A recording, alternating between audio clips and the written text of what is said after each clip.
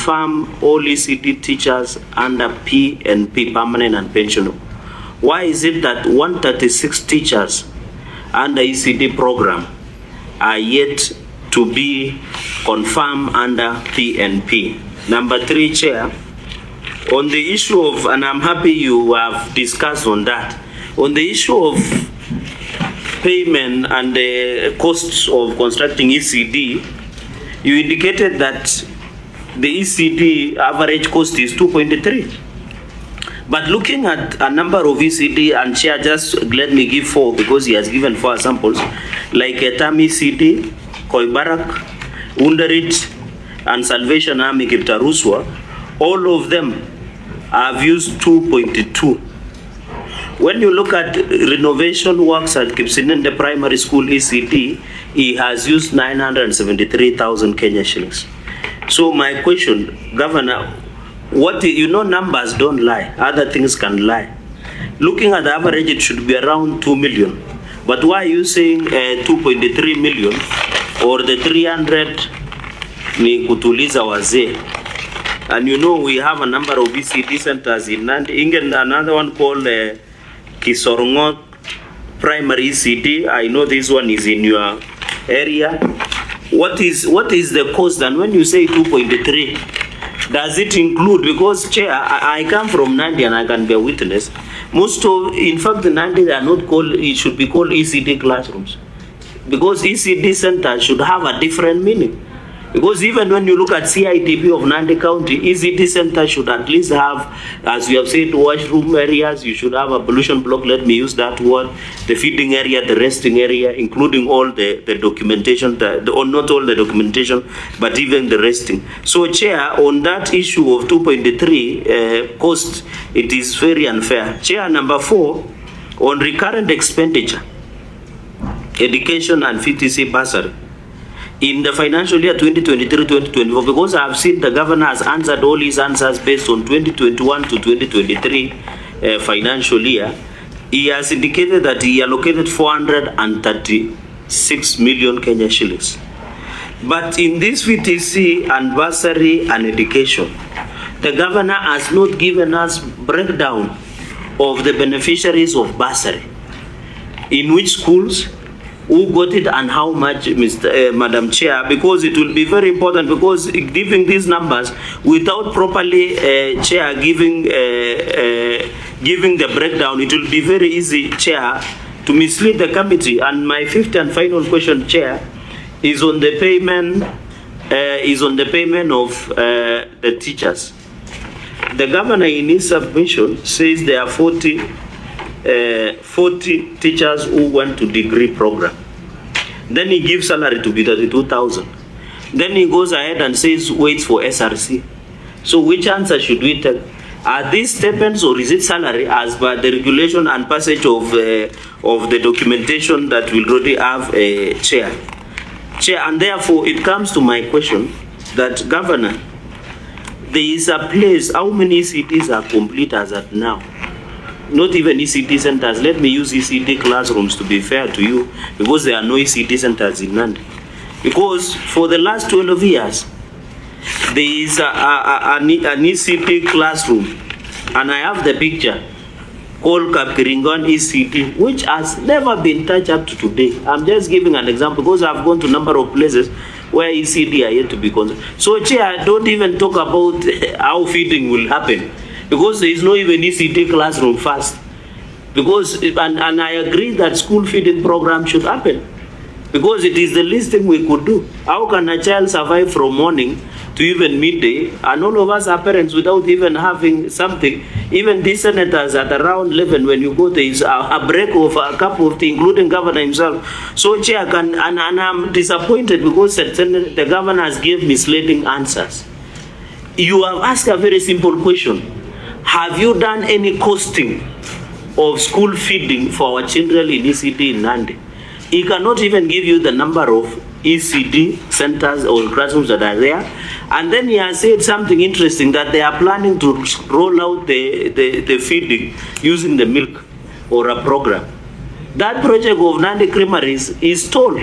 It has consumed like 1 billion, yet he has not even packaged a half a liter of milk. So when he tells the committee we are in plan, he should give the committee the costing program on how the education committee, including the budget, because Chair, have been very fair enough. When you look at this in conclusion appropriation bill, this is the latest because this one has been audited and it was signed by him of 2023-2024. When you look on all these allocations, there is nowhere that he has proposed, or even in the moving notes or the warranty that he signed, because he is the one on his expenses of school feeding program. So I think as a committee chair, and I want to request the committee, at least you should visit Nandi County so that you can at least look for yourself. Because all these governor, including Kabelem ECD Center, Tulo ECD Center, Kemeliet ECD Center, Chepkunyi ECD Center, Mutumoni ECD Center, Chepsisis, Kaptepe ECD Center, all of them. And one funny thing in financial year 2023-24, the governor in budget which he signed in 2023, because this appropriation bill of Nandi County, he has indicated, and that is why I come back to your question, Chair. For example, in Kaptepe ECD, he said he will use 2 million. But in Kabelem ECD, he said he will use 1.872. And I know this is ECD center, so there is no problem of using donkeys. At least these places are accessible. Senator Cherargei, I think I want to differ with you because you are using a document which is not before this committee. Yeah. So the figures you are giving us, we are not privy to them. But, that particular document you are referring this is appropriation that was submitted as part of the documentation. Ask your Is it? Yeah, this appropriation. This is appropriation act that was signed. It is annexed. Annexed on which page, sir? It is annexed. You know, you have worried us by saying that I should leave by 11. Yeah, Clerk, can you confirm there is an appropriation. Have got that in fact, in the response, let me just go for response. The governor says he has annexed appropriation, Nandi County appropriation. Which page? 2022, Annex 2. Page 2. Nandi County Appropriation Act of 2022, 2023, and 2024. So the Appropriation Act is part of the evidence that he has submitted before. Yeah, but do we have that act? He quoted, unless the governor has misled the committee by saying this. Page 4. Chair, I'm looking at page 3, Annex 2. I'm looking at page 3. I want us to be. I've seen it. Yes. At 22, 23, 24. Yeah. Okay. So when you look at the appropriation, I'm just giving a number of ECD centers because I come from that area. I thought it would benefit the committee. So in all these ECD centers, Governor, you have indicated the minimum you can use is 1.8 to maximum of 2. In your own warranty, which you signed as part of disbursement, up to 2 million. Why the figure now is 2.3 million? Unless the 300,000 is being used, Madam Chair, is being used, is misappropriated, Chair, Madam Chairperson.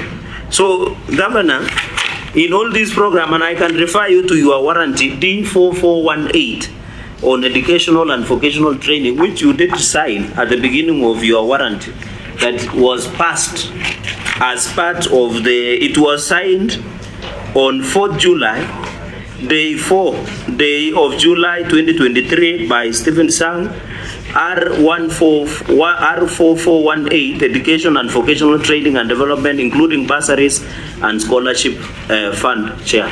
So, Chair, those are my only 5 questions. Chair, those are my 5 questions. Thank you, Senator. Senator, maybe there's a question I want to rephrase for you, the way we've been doing it in this committee, and that is on bursaries.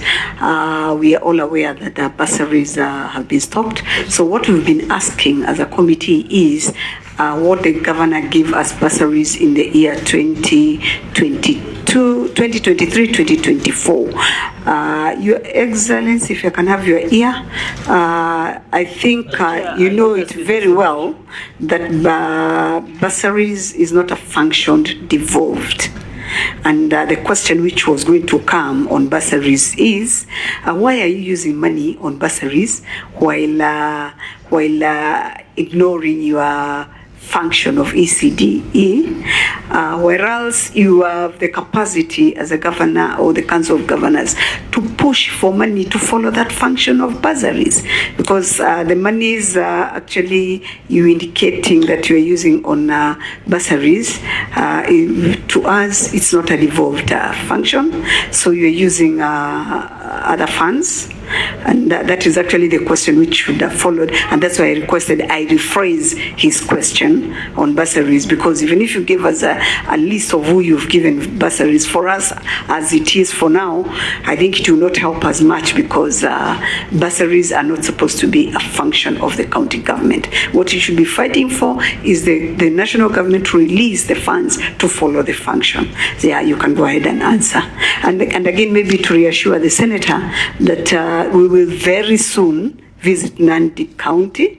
So if you can point out the areas you would like us to visit, so that we can also be fair, because you are talking with the governor, we don't know, we've not done our oversight, so really we cannot emphasize on what you're saying before we do the emphasis, but we can use your good counsel, your good information when we go for our oversight visit. Thank you, Governor. Yeah, maybe just I agree with you, and I'm aware there is a court matter, but I'm surprised even my governor did not join the Runku Kangata to go to court to fight for bursary, but that is beside the point. But Chair, in I'm using his response. He says in financial year 2023 to 2022 a total of 6,908. I agree, bursaries has been stopped by Ethiopian Court of Law, but because it will appear in the audit query, we really want to know these children, 6,904. Because the information I have, some of these children are ghost children that beneficiaries. So that even as we cross-check... Senator, I agree with you. Okay, and that's why I said, let me rephrase the question for you so that we can concentrate on ECD. Ours is to ask, why are you using that money on bursaries and not on ECD, so that we don't divert our function on bursaries. Chair, a number of questions there to answer, but I think what Senator Kinyua said is critical, that if we got, for example, clear guidelines on how to respond, on specific how you would want us to give the responses, we would definitely do that. Because if you look at the responses that we have given, maybe it is not easy to pick out, but really if you say it in this manner, including even what my own senator is saying, providing a list of these beneficiaries, if that was indicated as a requirement, we would do it, because the details of those students are there, and therefore making those insinuations of ghost is in bad faith. But I think if you guide us, we Governor, I agree with you. I agree with you, and I think the Secretariat has taken note. So in the subsidiary questions we are going to ask, we are going to be specific, because there are quite a number of issues like the ratio and the centers that will come to you. That one we've taken note of it. Again, the size of the classrooms is the standard size as prescribed by the Ministry of Education guidelines on the specific designs. So the specific designs are standard classrooms. Which is 8 by 6. Okay. 8 by 6 meters. Senator, there were some guidelines which were given by the Ministry of Education. Yeah. That's that question, because there are some counties we are doing different. We tried to ask standard, they could not. So thank you. We use the Ministry of Education standard guidelines. Again, in terms of the number of teachers that we inherited from local authorities, we inherited 5, but they have all since retired, and that so they are no longer within the service. In terms of I very well note the question and the issue on school feeding program. I think we have had a very detailed discussion on this. I note your concerns, but again, as indicated, we would submit supplementary information indicating the status of the school feeding program, the schools that are feeding their students, and those, that list will be provided with all the other additional information that you have requested. And if there is any capitalization from your side. Yes, we will do that. The other question is, Senator Cherargei has asked with regard to the 136 teachers who are on contract. So we actually converted all our teachers to permanent and pensionable, with the exception of 136 teachers who are over 50 years. In terms of engagement on P&P, the human resource guidelines do not allow somebody who is beyond 50 years to be engaged on permanent and pensionable. So we have the few 136 teachers are over 50 years of age. We provided them with contracts that would take them to 60 years, to the day, to the time when they are supposed to retire. So nobody has been left out. All the teachers under 50 years were put on permanent and pensionable. Only 136 that are over 50 years, and therefore the age limit was the challenge. Point of order. I thought, sir, Governor, you are a lawyer, and you know what the Labor Laws and Employment Act, where does it say you can give somebody 10 years contract? Because even people who are 50 have more experience. Which law? I'm sure they're given renewable contracts, Senator. No, but I'm saying the law does not even allow you to do a contract beyond 6 months, and that is why even UHC are demonstrating outside. And Chair, we have canvassed this. Is this not a contravention of Article 27, where this is discrimination against people who are 50 years? Contract employees, even 4 years contract is given. You know, you give somebody a contract for 6 years, a contract for 3 years. That is allowable by the law. And for us, really, what we are saying is that we have to provide mechanisms of ensuring that these teachers who are beyond 50 years and cannot be integrated within within the payroll at the age of above 50 as permanent and pensionable, we are to provide them with the same. And we are also giving them contracts on the basis with a salary exactly the same as the ones in permanent and pensionable. So nobody is disadvantaged. We are just engaging them on the same. Senator, let the governor finish. So that it does not mislead. No. Let him finish. Where will they get gratuity? Because, Chair, we know when you retire, and you are better placed to understand. You must get at least something in your retirement. So that is why, Senator, that is why Governor's answer is sufficient. That's why he said, according to the guidelines, this is the HR guidelines, people over 50 cannot be put on permanent. And also contractual employment is allowed. That's why we have people who are working for the governor, like advisors, all of them are on contract. Chair, I don't have a problem, but the concern is this is discrimination, because they are not, me and you are on contract for 5 years, the advisors, it is specified.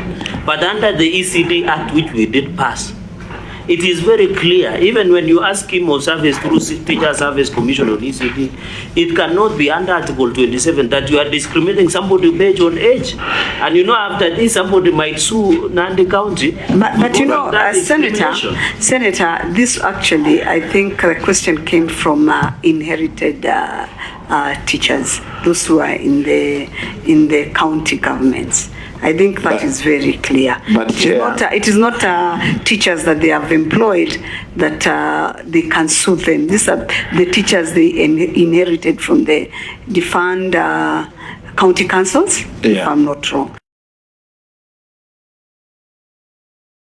ECD teachers, nursery school teachers were not employed, and that is why that burden was on parents.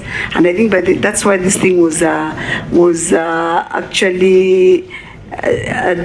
when devolution came, it was devolved so that the county governments can take responsibility. And Chair, their gratuity. Madam Chair, why are you defending the governor? He's here. Why don't you allow him to answer the questions? I'm not, but you see, it is a question which had been asked before, and as you are aware, the governor had requested that we release him at 11, and we agreed we are going to start at 9, and it's already past 11, so I'm trying to get a meaningful meeting from the governor. And Chair, the gratuity. On a point of order, Even before that, the constitutional provision is very clear, Article 41 and 27. So when you use rules and other irrelevant laws that are not even with the constitution, the prime law is Article 27 and Article 41. Are we discriminating Kenyans now based on their age? Because even I heard the other day, Governor was saying he was too young to retire. Are we discriminating Kenyans? Chair, I think let's... Government should be fair to everybody, because if we are discriminating people based on age, then we are in a danger place. You should give us a legal provision outside Article 27 and Article 41 on fair to labor practices, so that we are not unfair to these people who are beyond 50, because people who are 50 years are still young and energetic. Senator Cherargei, please let us make a move, because that is a question which can go to Labour. And I think you can come up with a statement which can go to Labour.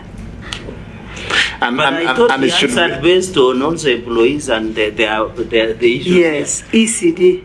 But he talked about salaries. That's why we are talking about the salaries and their earnings, Chair. So I thought it is fair if he answers, unless you will take this answer without the issue of salary. Then we can now take it to Labour, because he's the one who answered those questions. Because, Chair, remind you, we need to be the people of our word. The governor said on record that I'll confirm all ECD teachers and people on contract on PNP. My question was simple. Why is he using age to discriminate other employees within the county? And you remember, Chair, this comes at the backdrop when the payroll scandal emerged, where even EACC are following up that matter, where more than people are being caught in employment role. So my question is, can he give a better answer than discriminating on Kenyans above 50 years? I hear you, Senator. Governor. But Madam Chair, you must stop Cherargei from bringing some pronouncement of public clarity about what Governor said, whether he's going to retire or not, because he's not part of this committee.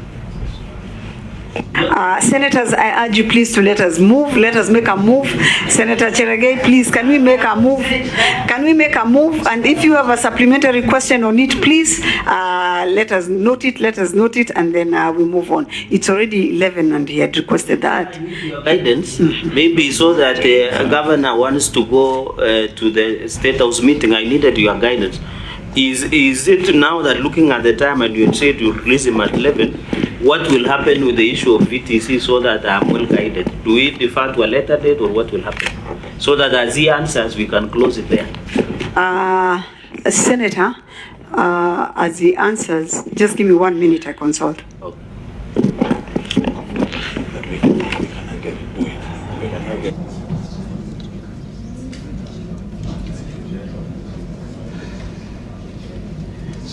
Governor, just to ask, Madam Chair, let me finish, please. I just want to guide you. Please, you cannot guide me. I'm not guide you. Senator, you cannot guide me. No, I'm wondering, because the State of you cannot guide me. Let me guide the meeting. Your Excellency, I was just wondering how much more time you can give us. Chair, you will remember that the invitation was to be at 9, and then it was changed to 11, then it was changed to 9, and we acceded to it because of another engagement that we had been invited to State House. That does not change. I am ready to proceed until we are done with the committee work. Great, because what I was going to rule was that we can actually defer this and continue when we get to the county. Because when we do the county visit, the oversight visit, we'll have to see the governor first. But if he's comfortable, we can continue with question number 6. And if you allow, senators, we can move and make progress. Chair, I wanted the evidence of that he has been invited to State House. I don't think that is our mandate. When the governor has told us that. So, Chair, we would be very excited as a county to host the committee, and any of the supplementary issues that have been raised can be addressed in your county visit. That will be okay with us, and we are happy to do that. But I think we'll work very hard to make sure that Senator Cherargei is available on that day. We'll work with your calendar so that we can reassure you that we are ready to do our oversight mandate as a committee. Governor, please, we can continue to question.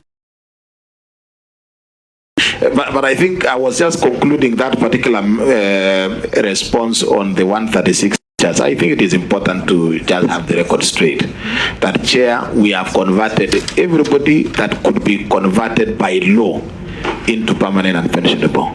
The 136 is because of the Public Service Commission guidelines, and we can provide those guidelines, and the people who can change the guidelines is really not county governments. It's the House, it's Parliament of Kenya that can then amend those. However, in ensuring that nobody is discriminated, is that the 136 teachers are entitled to gratuity, and they will get their gratuity, and therefore nobody is disadvantaged on account of being on contract, because they will get their gratuity as provided for again by law. But again, we are ready, you know, as counties, we follow the law, and that is why we do that. So question 6, Chair.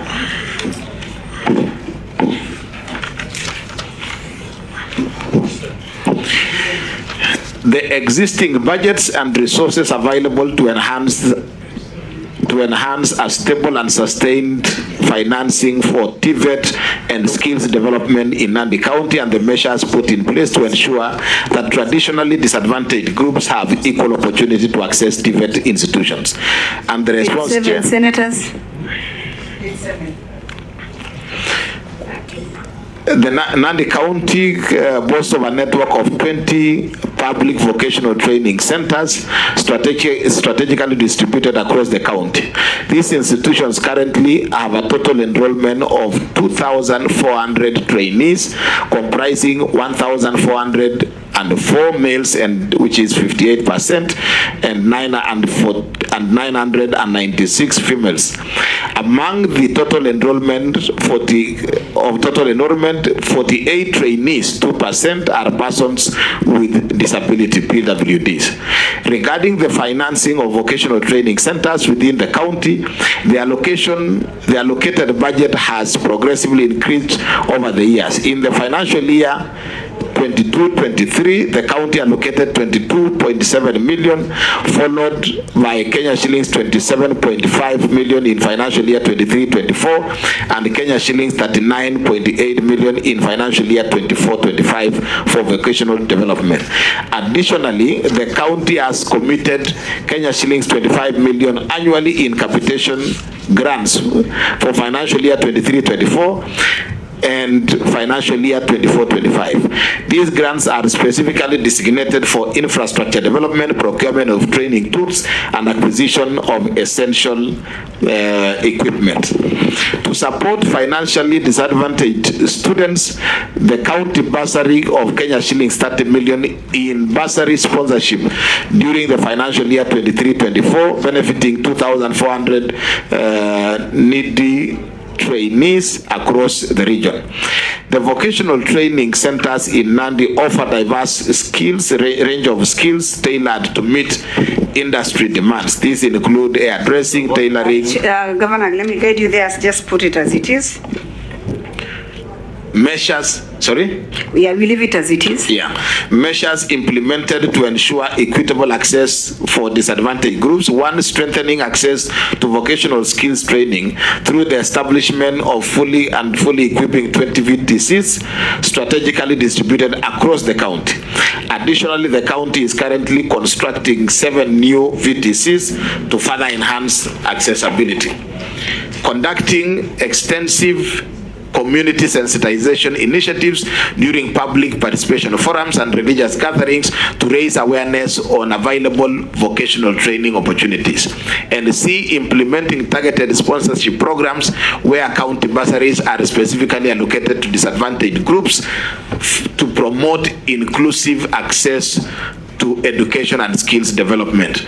And we have Annexure 6A, the list of VTCs, Annexure 6B, the enrollment of trainees in VTCs, and Annexure 6C, the bursary allocation in terms of percentages.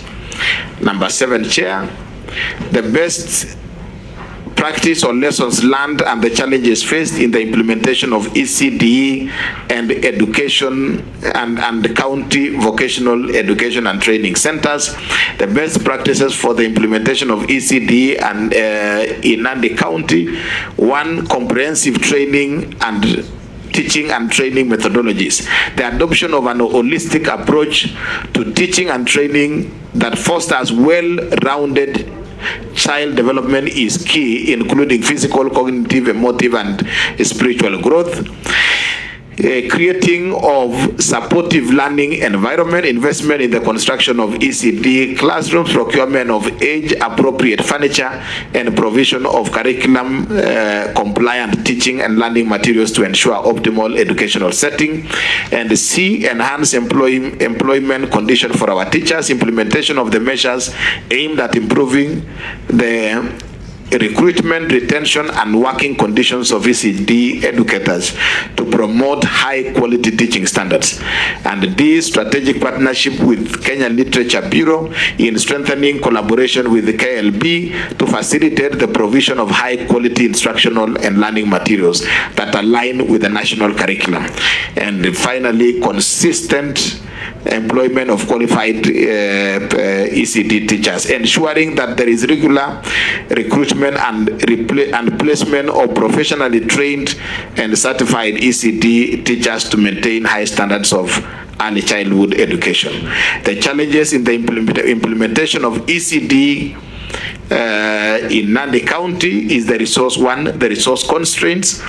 There are significant limitations in the available resources, which adversely affect the recruitment of the adequate number of qualified teachers, the procurement of essential teaching learning materials, and provision of comprehensive training on curriculum-based education. And finally, the environmental and structural challenges. The county faces emerging environmental issues, including flooding, high winds, and that compromise the structural integrity of classroom buildings, and landslides, all which disrupt the continuity and the quality of ECD service delivery. Key lessons learned in the implementation of ECD in Nandi: strategic partnership, enhanced program capacity. The collaboration efforts with external partners such as commercial banks, county pensions fund have proven instrumental in building capacity and expediting the execution of ECD programs. And B, active stakeholder engagements, resource provisions, consistent involvement of stakeholders, particularly parents, substantially augment the county government initiatives by ensuring that necessary resources are available to support ECD education.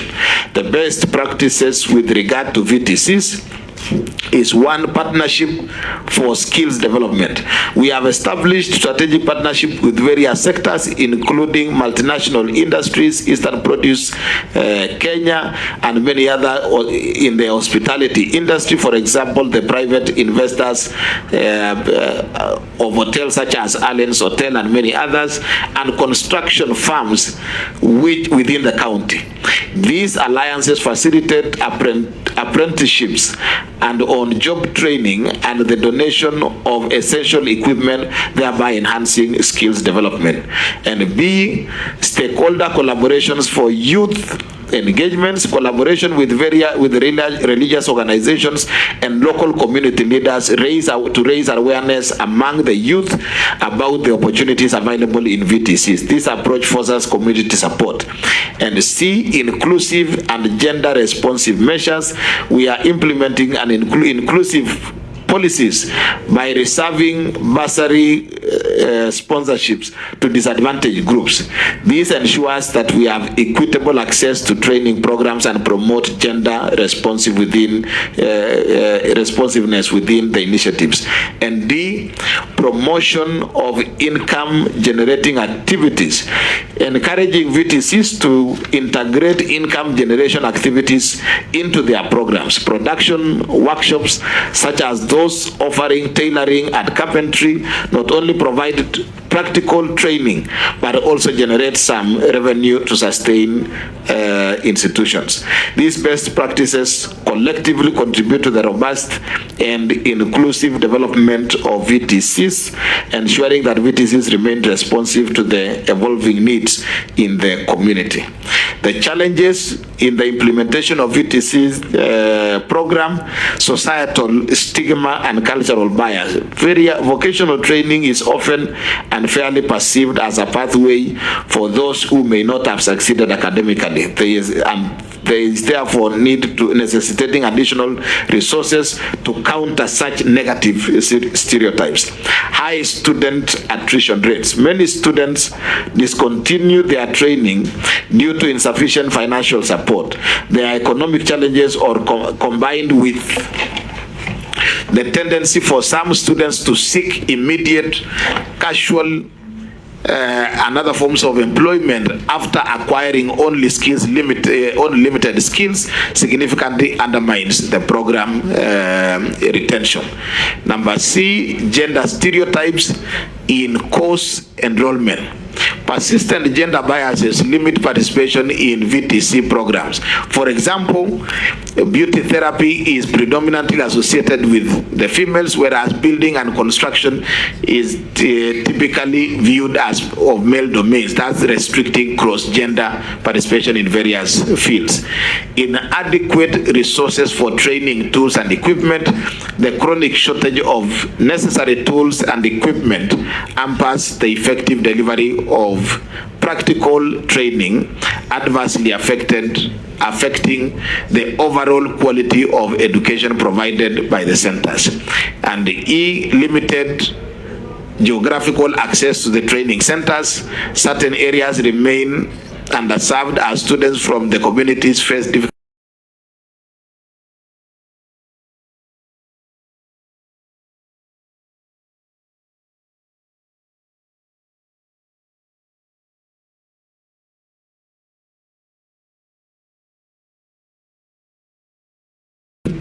competition from national TVET institutions. VTCs encounter stiff competition from national technical and vocational training and training institutions. As a challenge, this is compounded by the lowered entry requirements to institutions such as those offering Kenya Certificate of Primary Education. Each of these challenges must be addressed through targeted policies, and the lessons learned from the implementation of VTCs enhance enrollment through stakeholder engagement, and B, effective partnerships and collaborations. Strategic partnerships with organizations such as KCB Foundation, to Cherargei program, Computer Aid International have not only boosted enrollment figures but also enriched the quality and scope of training. Industry sponsorship leading to trainee absorption. Firms that sponsor trainees, particularly in sectors like hospitality, often secure a pipeline for skilled labor with sponsored trainees, frequently transitioning into employment with these firms. And D, impact of county government sponsorship. The introduction of government bursaries has had a marked effect on the enrollment rates, increasing from 1,600 students in 2016 to 2,400 students in 2025. This outcome underscores the critical role and the financial support in expanding access to vocational training. Diversification of the funding sources. Over-reliance on government funding has led to delays in the program implementation. The county now actively engages partnerships with non-state actors and promotes income generation activities and alternative funding sources, thus ensuring greater financial sustainability. These insights collectively highlights the importance of stakeholder engagement, strategic partnerships, and diversified funding in enhancing the effectiveness and sustainability of VTC program in the county. Number 8, Chair, submit a copy of the scheme of service for ECD teachers adopted by the county governments. Please find attached a copy of the scheme of service for ECD teachers as adopted by the county. This document outlines the roles, the responsibilities, and that is annexed, that is captured under Annex 8. Annex 8. Number 9, Chair, provide a copy of the ECD curriculum that is implemented in the county, and please find attached the ECD curriculum, and that is Annex 9A. We have the pre-primary 1 curriculum, Annex 9B pre-primary 2 curriculum, 9C rationalization of learning areas. The county government of Nandi hereby expresses its gratitude to the Education Committee of the Senate for the support and the oversight in ensuring that there is efficient administration of county affairs, particularly within the education sector. In keeping with our steadfast commitment to administrative excellence, we will diligently review the recommendations arising from these committees' deliberations and thoughtfully incorporate the insights into our subsequent policy implementations. Thank you, Chair. Chair, can I get invitations? I'm going for another meeting just Okay. Chair, but thank you. On VCT, with your indulgence, because there are many committee meetings ongoing at the same time. I'm not Chair, called one. Chair, I will just ask one question so that I can sit ground to micro. Governor, it is good you are serving your second term. In financial year 2019-2020, under Ministry of Vocational Training, counties were given 2 billion Kenya shillings as conditional grants for rehabilitation of youth polytechnics. Nandi got 32 million Kenya shillings. Can you give us a schedule of how many youth polytechnics was use 32 million to do repairs and renovations? Coming in mind, there is I'll just use one example. Sigilai VTC, I think it is somewhere in around Lesos ward. You have in the 3 financial years, Sigilai, in 3 financial years, I think it's around Olduga, in 3 financial years, you have allocated consistently 5 million, including this financial year of 2023-2024.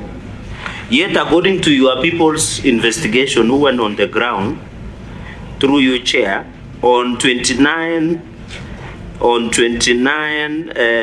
November 2024, they found that in the money that has been allocated and building, because I can see in your allocation, you have allocated 5 million for construction of tuition block for Sigilai VTC, Vocational Training Center or Youth Polytechnic, but the foundation strip and the structural strength and integrity of the VTC is in question. Yet consistently for the last 2 financial years, even in your appropriation, because you have answered your answer from 2021 to 2024, you have consistently allocated 5 million. Why is it so? Chair, and finally, he has alluded to the fact that most of these VTCs, how many youth polytechnics or vocational training centers, Governor, are there in Nandi that are functional and complete? And then finally on the instructors, how many are the instructors that work in our polytechnics work on PNP or contractual? And do you normally subject them to refresher to ensure, because Chair, I have visited most of the VTCs in Nandi and they are very archaic and old machines. Yet technology is moving very fast. I have seen you have said you are acquiring new machines. How many VTCs in Nandi today have current and modern updated VCTs? Because the future, Chair, is in building skills for the young people. Thank you, Chair. Okay, Governor, proceed to answer.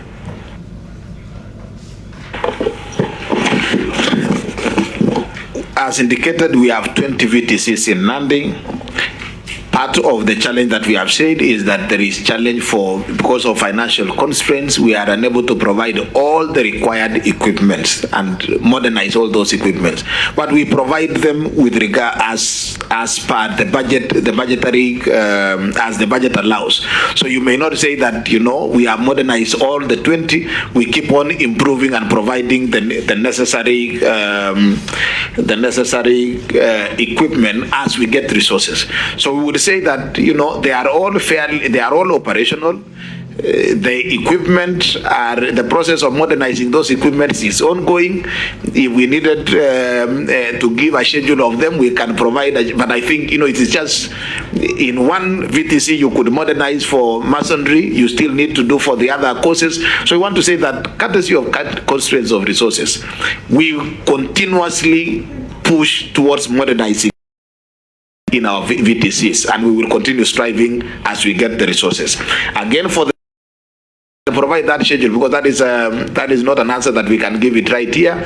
We can provide a schedule of how many VTCs, what was done with the 36 million, because that is a specific question that you have asked here. It wasn't part of the request at that point. Governor, it is 32 million, not 36. Okay, 32 million, yeah. Sigilai VTC, we are doing administration block within Sigilai VTC. The cost of it is, the budgeted figure was 5 million. I will need to confirm the exact contracted sum. With regard to the integrity of structural integrity of the building, that is, we are hearing from you. We do not have an issue with that, and therefore, if there is need to check, we can check that. But really, that is not within our knowledge, as it were. Yeah, but Governor, you have your own public works team. I didn't say, but in your own report on 29 November 2024, your people visited Sigilai and they did that report. Unless you are saying you are not aware what is happening, it would be a fair answer. But they visited on the ground. Where is the report? And the report is there. Where? I have it. Just share the report. Then we can table it before the committee. Yeah. Chair, I will table it with the committee, but the fact remains that the integrity construction of that, and Chair, you know, Governor, you have said you allocated 5 million and you are not aware of contract sum. The question is, as I conclude, Chair, is on this 5 million, the integrity foundation of the building is in question. We have closed the financial year of 2023-2024, where Governor, in our NTD 4118, one of, apart from Swirwa, Metete, Kipsevo, Kaptel, Serem, Cheptarit, one of the VCTs, one of the VCTs I'm asking is on Sigilai in Olesos Ward that received 5 million. So my question is, the Governor is not aware of the report, is not aware whether 5 million have been expended, nor the contract sum. So it would be fair that the money was allocated. But when you go there, because I visited there personally when I went to SEK Koimur in Oluka, there is nothing on the ground. It is still a bare. So the question is, where did this 5 million go? Again, as you can hear, the senator is saying the ground is bare, and then says the integrity is in question. So really, we just Governor, if I can guide on this, Senator, with all due respect, if you can make that one of the projects we are going to visit, because it is your word against the governor. So if you can, we can make it one of the projects when we go to visit, and at the same time, because I can see you've got so many questions on TVETs, and you are the #1 oversighting as person, I don't want to call you an officer, senator of that county. I can see you will not be able to interrogate these questions very well. And since we are planning a visit, and I said we are going to go by your calendar and the calendar of the governor, of course, we can handle this issue of TVETs when we go to Nandi, and it can be a substantive agenda when we go to Nandi, so that we can exhaustively exhaust all the issues on TVETs, because I can see the governor is actually has very good responses compared to what we've gotten from other governors. What we are lacking are actually figures and for us to compare, as it was put by the vice chair. So I would guide that since our meeting includes a visit to the county, Governor, if it is well with you too, as it is for the committee, I can guide that we do the TVETs when we visit the counties. Because we need to give a report, and we'll have to give a report after a visit, so that we are able to give a fair report to both our senator, or the Senator of Nandi, and the Governor of Nandi. Madam Chair, can I ask my question? I don't want them to be answered, so that when we go there, at least you'll have prepared, as the way he did for Cherargei. Just asking the questions. Yes. Governor, mine is, what is the cost of training in the VTCs? 2, Cherargei, I wish you could also listen to the questions, because I'm sure you'll have your own version of answers when we go, because they're just questions. But get the answered. No, Okay, just 1 minute. Are you guiding me to wait? Go ahead. Okay. Governor, why not increase bursaries to these VTCs students if there is high student attrition rate? The last one, in your response, you gave bursaries to 2,499 students in VTCs, yet the enrollment is 2,400. Did you give bursaries to students outside the county?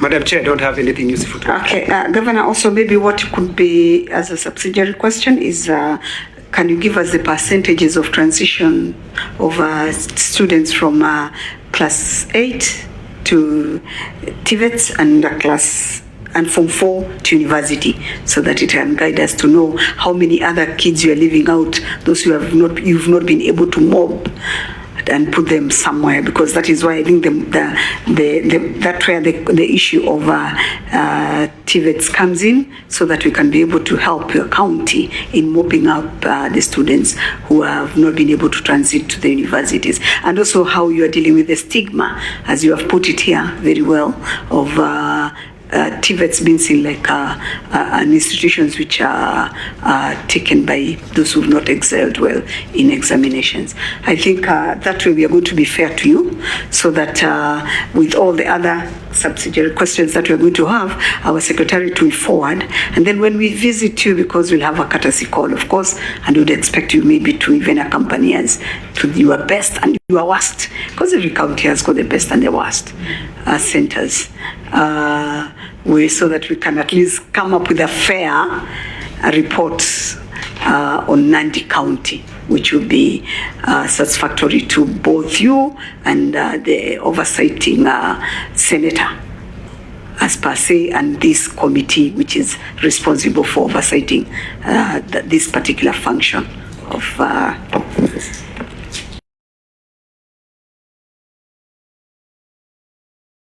and if we can get that, we have captured with our team, but we don't want to leave anything out. But maybe just a clarification from